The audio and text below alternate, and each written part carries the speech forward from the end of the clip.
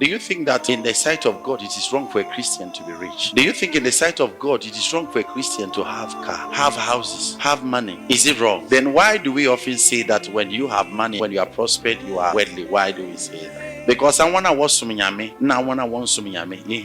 We are afraid of criticism, that people will criticize us, that we are doing well. Let me tell you something. Were you not the same people who gave the offering for this live stream on social media? Is it not your offering that bought the microphone I'm speaking through? So how can we even put up the mansion of God without you having money, without you being rich? How can we spread the gospel if you are poor? How can you help the poor once you are poor? What I tell Christians is that if you have found Jesus and you are working with him, if your business is not going well, go to him. If your finances are not going well, go to him. Speak to him that the business you are doing is not working, things are not working. If the marriage is not going well, go to him, because if he's the one who is supposed to bless you with that, he needs to. But when you become like he said that we should see, so we are seeking the kingdom, you will end up preaching the power of God and the glory of God whilst you are exhibiting embarrassment. You have to go to people for food, you have to beg people before. Meanwhile, you are the one who preached the power of God. You preach that Jesus blessed food to feed people, yet you go about begging. We are the ones who have gotten our teachings that we should help those who don't have. How can you help a person without having anything? This is what the church does. We will say prosperity is wrong, it is evil, and at the end of the day, going to realize that when it's time for fundraising, let's invite Big Joe, let's invite the contractor. Meanwhile, this contractor doesn't even go to church. As far as they are planted into the garden of the Lord, the returns will go to them. So you're going to see that the prosperity is always coming out of the church to the people who don't even come there. So this tells you God is interested in our prosperity. Isaiah 45 verse 3 says, I will give you the treasures of darkness and hidden riches of secret places. Now, God, why do you want to give us all these things? That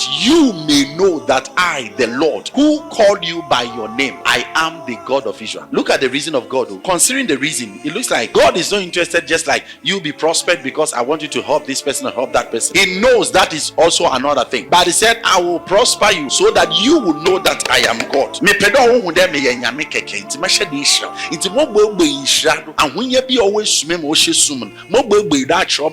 Now, esuma sema hunye bia we suma bia no me enimo gbedo na masan sesawa abro no wa yeye na yeye wi a wona be believe him dem me nyankopon, so that when you are serving him you will not serve him anyhow. You will know that truly he is God. You'll be convinced about him. So your prosperity is not a problem. It is not wrong, because if you don't progress and prosper in all that you do, you cannot represent God when it comes to practicing kindness.